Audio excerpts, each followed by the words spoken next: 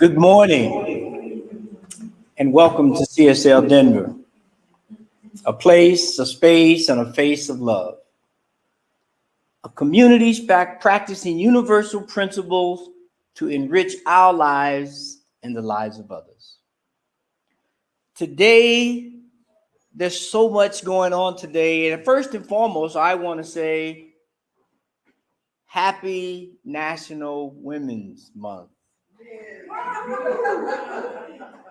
Because it is the nurturing of the mothers, of the feminine principle, that really, in my mind, helps us launch this month's theme, which is cultivating authenticity.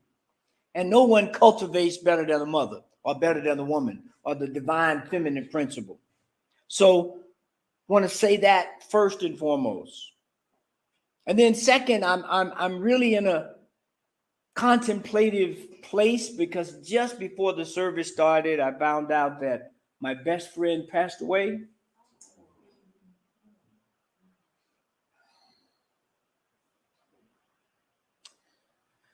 So please hold me in light. So as we get to this moment right now, this moment where we realize, as the title says, everyone is already taken. Everyone is already taken. Now you may say, well, what does that mean? What does it mean that everyone is taken? That means that you are unique, that you are special, that you are divine, that you are here with the mission, a purpose that is uniquely yours. And as Robin just so eloquently articulated, are you one of those certain people? Is the real question. Are you one of those certain people who know who you are, who understands what you have to bring? Because we don't know for whom the bell tolls. We don't know. And we definitely don't know when.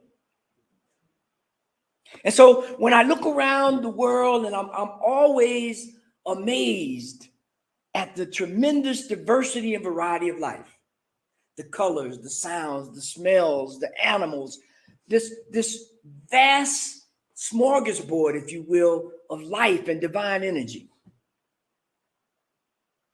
And I'm especially intrigued by us humans because we have the ability, God has given us the ability to take aspects, to take our nature from anything on planet.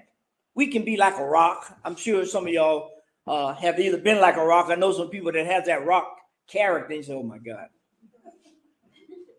Or we could be an animal. You know, we look at some of the traditional systems of worship and they have totems where they look at certain animals as a sacred reminder of the spiritual energy that is available to us all. And so when we think about this whole thing about everyone else is taken, the question becomes, are you taking it seriously? Are you trying to be like somebody else? Now, it's okay to be inspired by someone, but I'm not supposed to be them.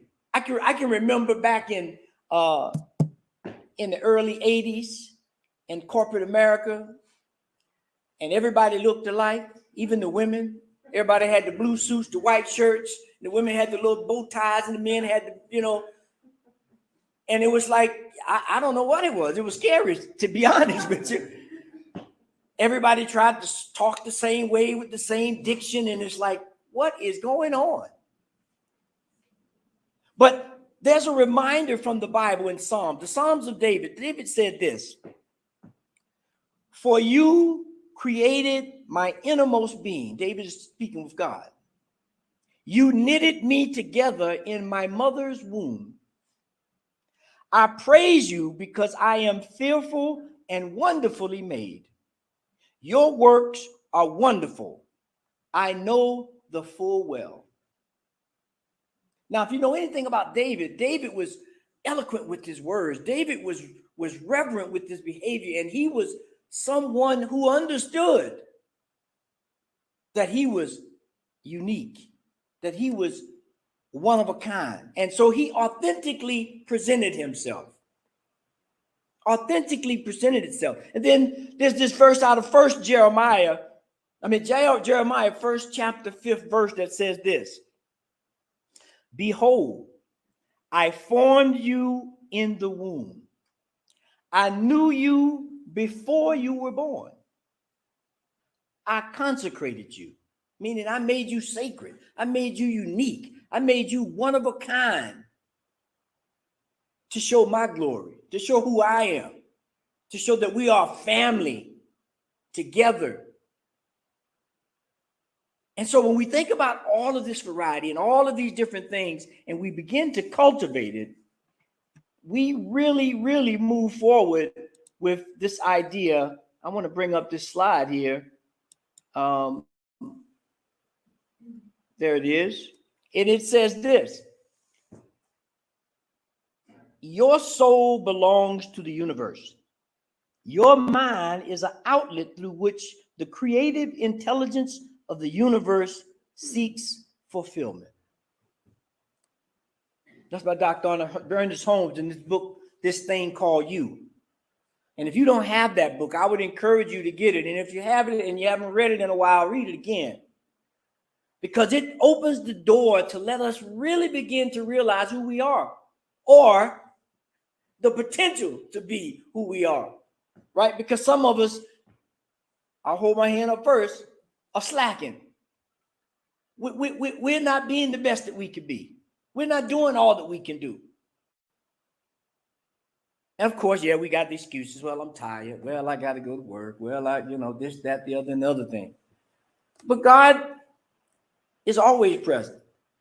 God is always, as they say, on the scene. So you don't have, if you believe, if you trust, if you believe that you are uniquely created, God will take care of that. And when you need to go to sleep, guess what you'll do? You're going to go to sleep. No doubt in my mind. When you are hungry, you will eat. And so to really move this forward, we have to ask the one premier question. Everybody ready? Because it's going to be a shocker. It's going to be a shocker.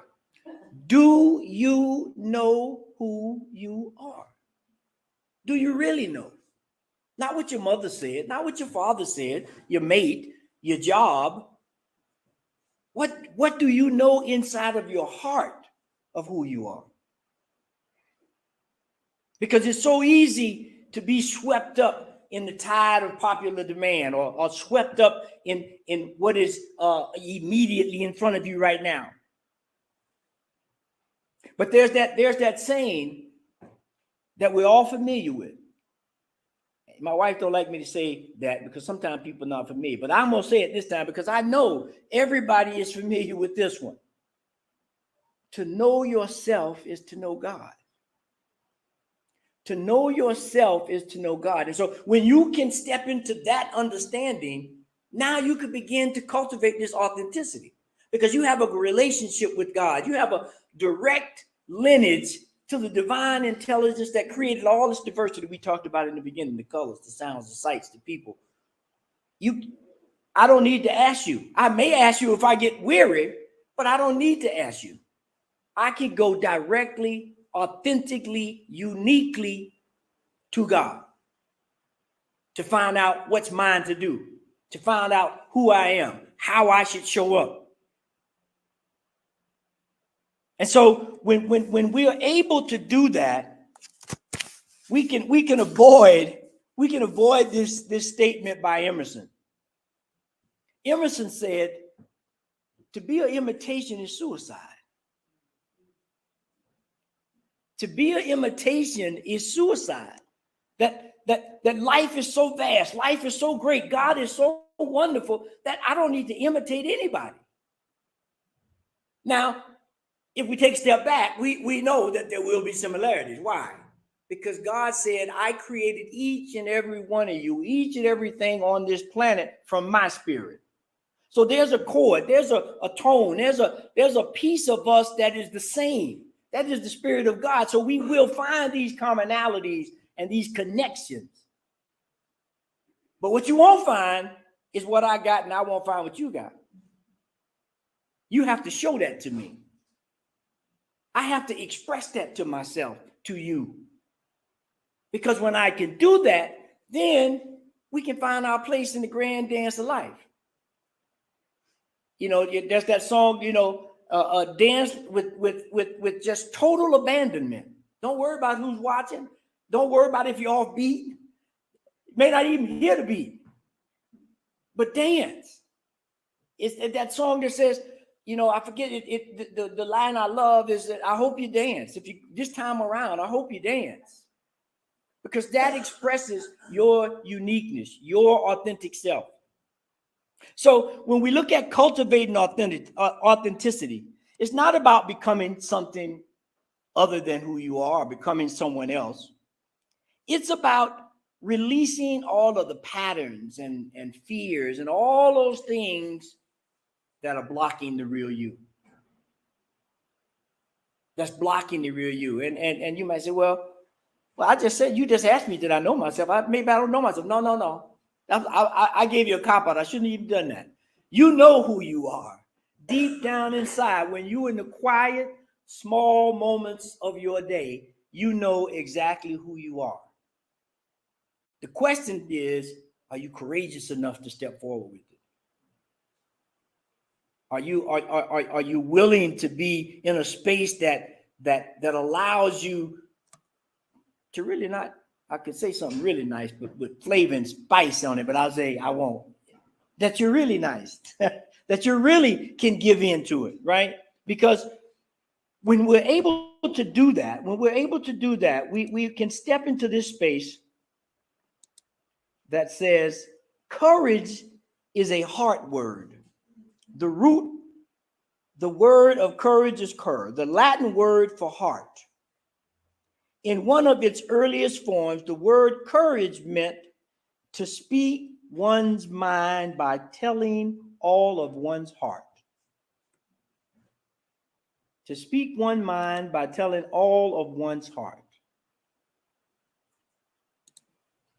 Now, we've heard about the heart being the real brain of who we are.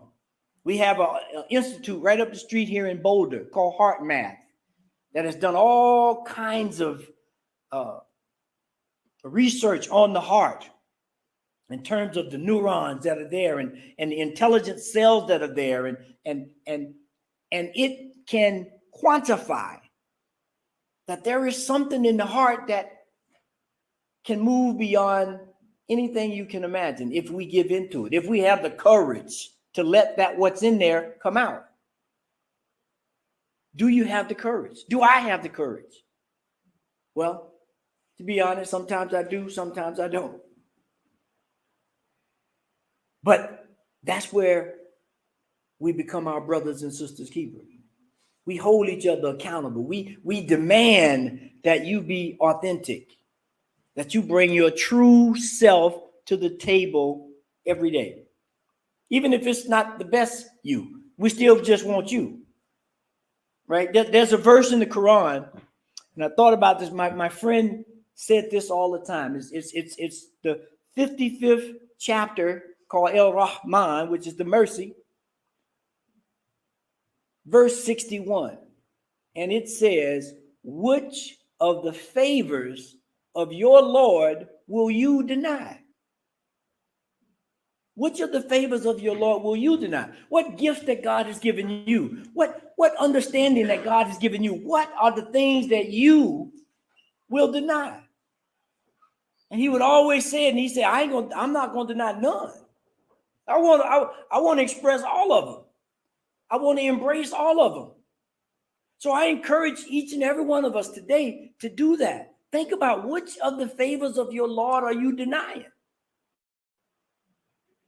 And embrace them. And embrace them. And so as we step into this idea of divine cultivation, I say, or this divine process of being authentic, there's three things I want to leave you with. Three things. The first thing is practicing awareness. Practicing awareness. Now, you might ask, well, what am I supposed to be aware of? Anything, everything, all things. Pick one. The thing is to be aware. You can learn from the wind that's blowing in the trees. It can remind you of something of yourself and allow it to wake up so that you can begin to offer it to the world. My father used to catch me off guard sometime and say he's going to the movies. He said, yeah, I'm getting ready to go to the movies. My dad didn't go to movies. And I said, what movie are you going to see? He said, oh, I'm just going to go to the mall and sit down and watch all the people. That was his movie, to watch all of the antics that people did and all of the side conversations. And somehow that gave him an awareness of himself.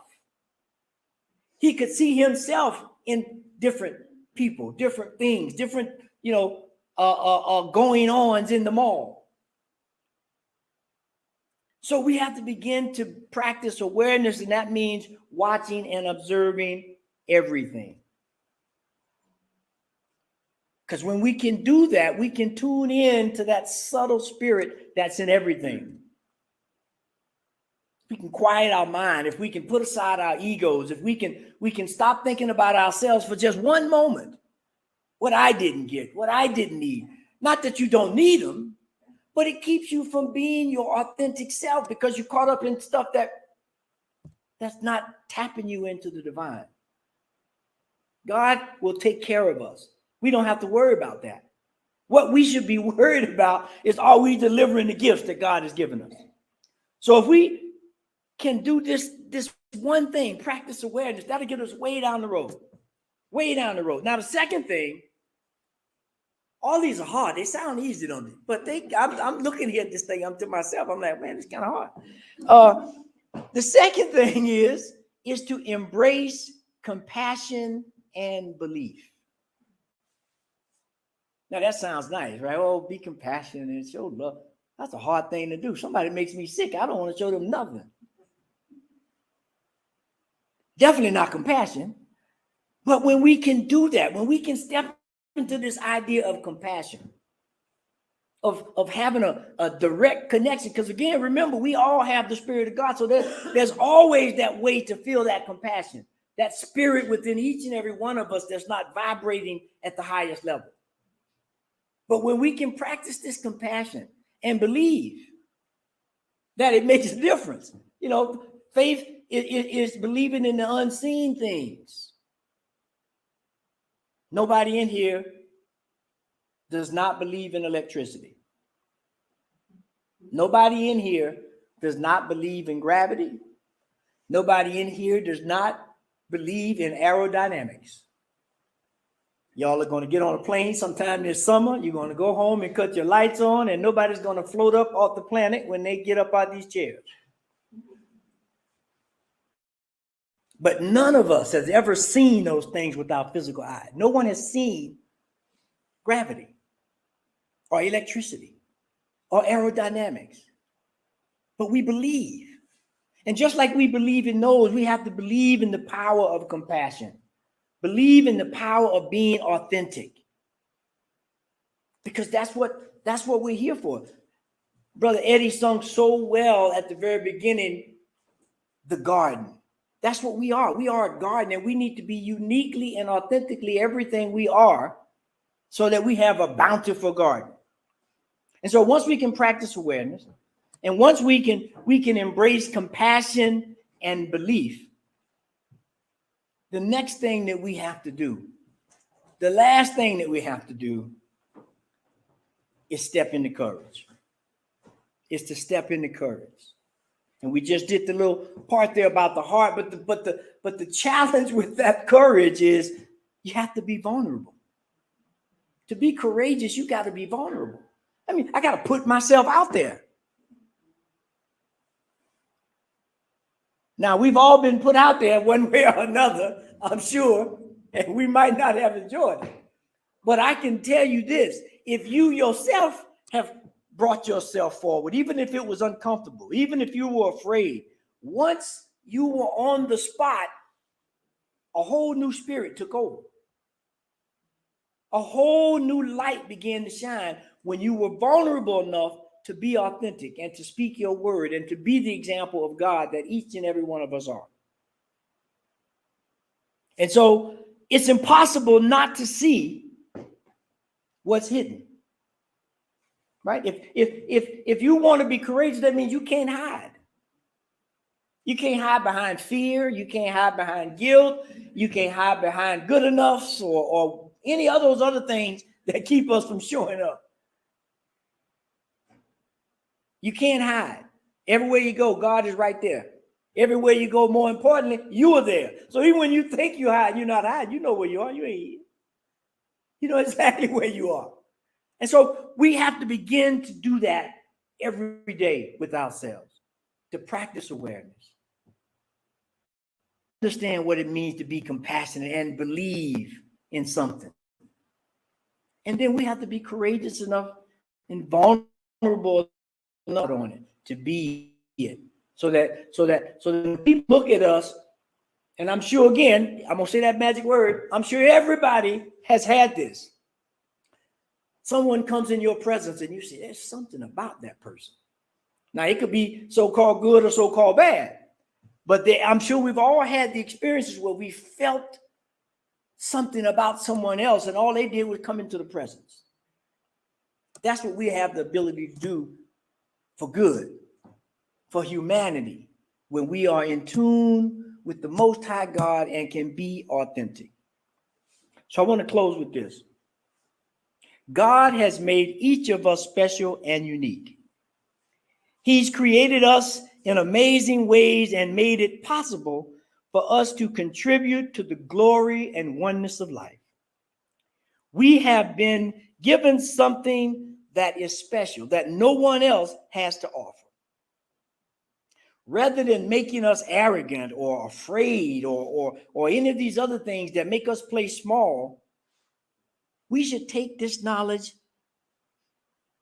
as a push in the back to step forward, as a push in the back to say, I am here, ready, willing, and able, because we are children of the Most High God. And my dear friend, I don't know him, but I like him as a friend. Dr. Young said this: the privilege is to become who you truly are. Not a gift, not a privilege. That's something totally different. Because how many people leave this place as there's a quote by Emerson says, when I go, I want to be just a little puff of powder over in the corner. I want to be all used up. I don't want to leave nothing behind. That's what we should be striving to do. Leave nothing behind. Don't make excuses. Don't get lazy, because we have a lot to do. And you know, Lord works in mysterious ways. As I was getting ready to come here this morning, not knowing anything about my friend and any of that, a song came on my Spotify. You know, you have the around, it just pop up on you. There was a song that said, I don't know what you come to do. Did anybody remember that song?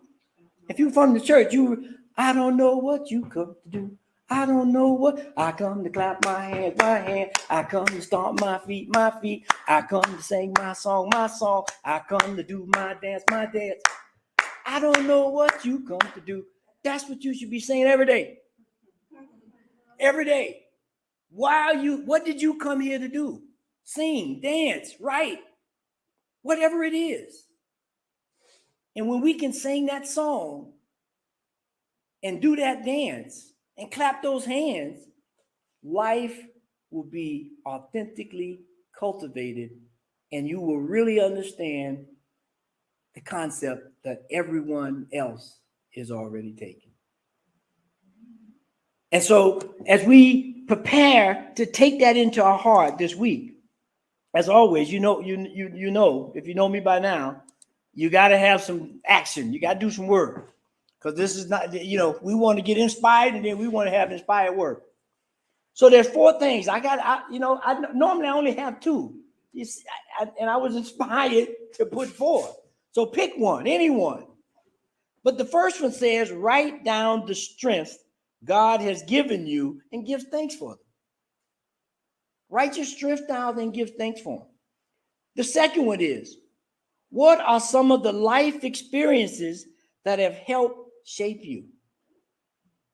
What are some of the experiences that have helped shape you into who you are today? To recognize the gifts that you already know and give you some courage to bring those out that you're working on. The third thing, what does authenticity look and feel like for you? And what practices can help you access and cultivate it? And last but not least, find an authenticity accountability partner. Now I got to find a new one. But that's okay. I know he's still here. And so with that, we have our affirmation for this week. And it says this: I love and accept myself exactly as I am. I love and accept myself exactly as I am. So with that, let's go into prayer.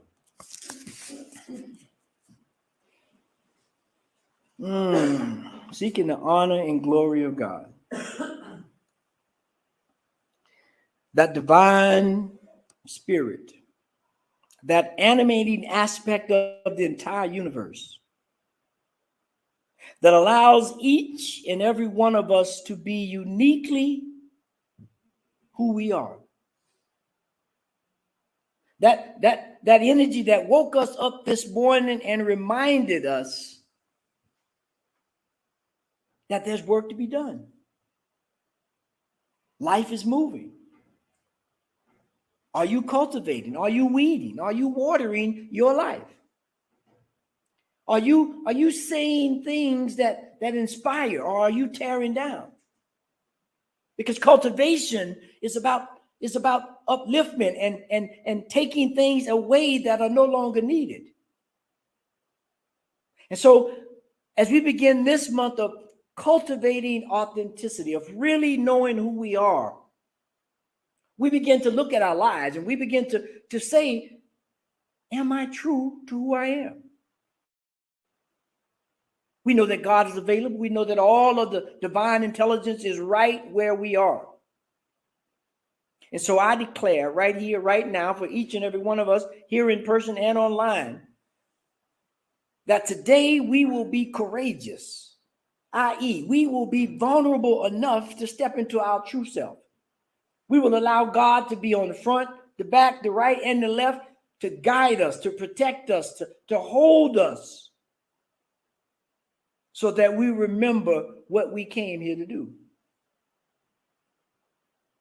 And so as we allow that energy, that spirit to move all over our body, all over our affairs, all over our relationships, we begin to create a world that works for all. And so I just give thanks for this moment, for this time, for this spirit of life that we all have right here, right now. And so it is, and I know that there is nothing and no place where God is not. And there is nothing, absolutely everything can be done by God. And so with that, I release, I let go, and I know that it is so. And so it is. Amen. All, believing that there is one divine intelligence that governs everything, I affirm that this intelligence is acting in my mind, causing me to know what is best and to do what is best. I open my mind to new thoughts, new ideas, and I know that as I do this, new experiences shall come to me. Believing that there is one presence animating everything, I recognize this presence in every one I meet. in everything I do and in every circumstance that confronts me. Therefore I rest in peace and in the quiet confidence that all is well. And it is my sincere desire that the life and the love that God is shall flow through me to the whole world.